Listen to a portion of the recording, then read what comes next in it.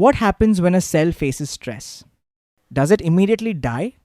Not always. Before dying, the cell first tries to survive. Our body cells are extremely intelligent. Whenever they face stress, either normal stress or disease-related stress, they try to adjust themselves. This adjustment is called cellular adaptation. Think about it like this. If a gym trainer lifts heavy weights every day, muscles become bigger and stronger. That is adaptation. Similarly, cells also change their size, number, or structure to survive stressful conditions. Cellular adaptation is mainly a survival mechanism. The goal is simple: survive and continue functioning.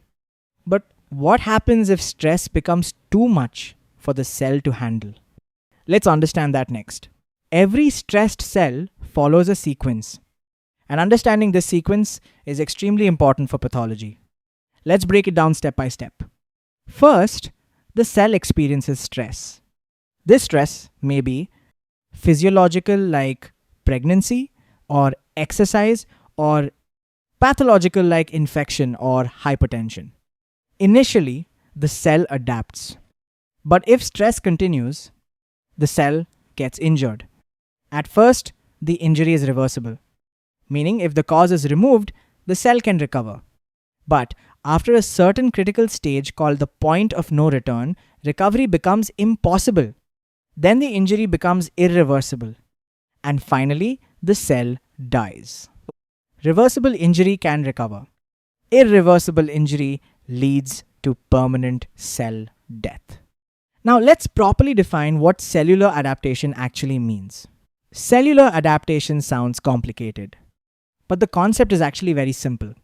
Let's understand the definition in an easy way. Cellular adaptations are reversible structural changes in cells that occur in response to stress. In simple words, the cell changes itself temporarily so it can survive difficult conditions.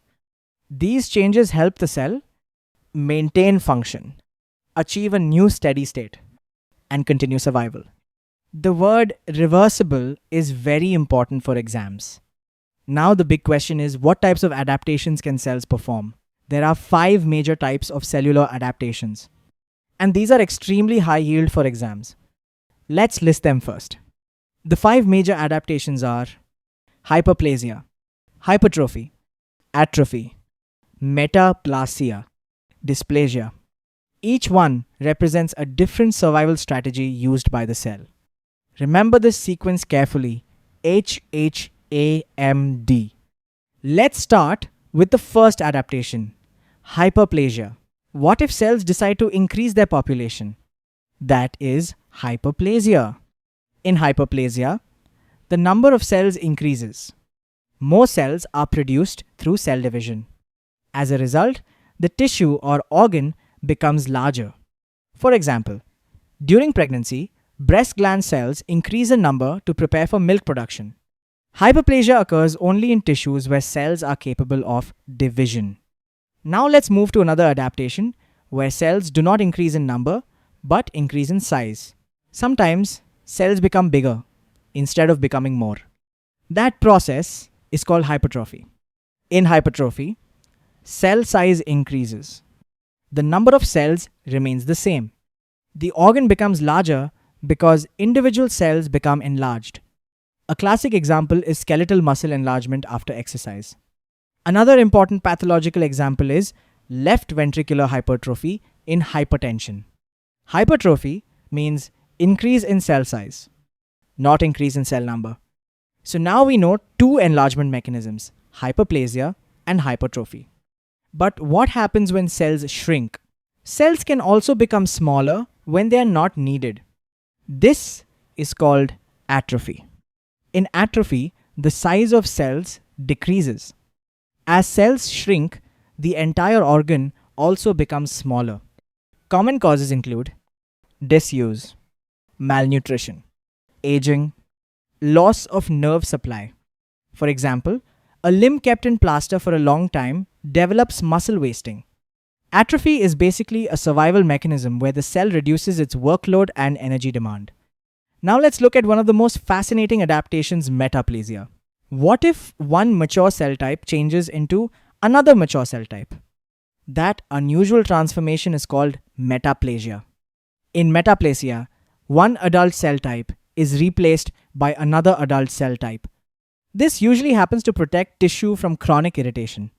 For example, in smokers, normal respiratory columnar epithelium changes into squamous epithelium. Why? Because squamous cells can tolerate irritation better. Metaplasia is reversible, but prolonged stress may increase cancer risk. And now we come to the most clinically important adaptation display. Sometimes cellular growth becomes abnormal and disorganized. That condition is called dysplasia. In dysplasia, cells show abnormal growth and abnormal arrangement. The cells vary in size, shape, organization. This is commonly seen in epithelial tissues. One important example is cervical dysplasia. Dysplasia is considered a pre-malignant condition. So understanding dysplasia is very important in early cancer. Students commonly confuse hyperplasia and hypertrophy. Let's simplify the difference. In hyperplasia, cell number increases. In hypertrophy, cell size increases. Think about it this way. Hyperplasia means adding more workers. Hypertrophy means making existing workers bigger and stronger. Hyperplasia equals number increase.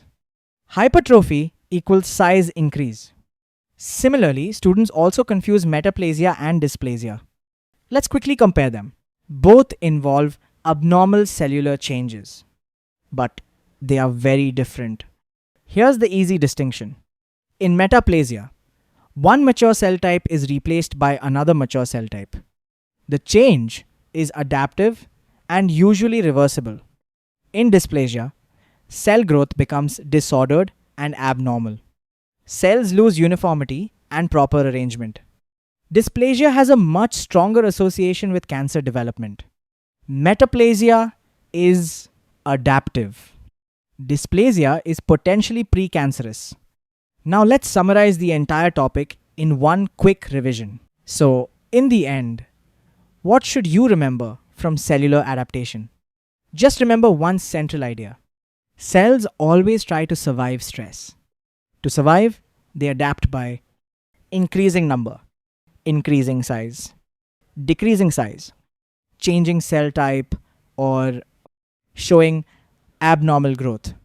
But if stress becomes excessive, adaptation fails, injury develops, and eventually the cell may die. Adaptation comes before injury. And reversible injury comes before irreversible injury. And that's the complete concept of cellular adaptations. If you understood this properly, pathology becomes much easier to learn.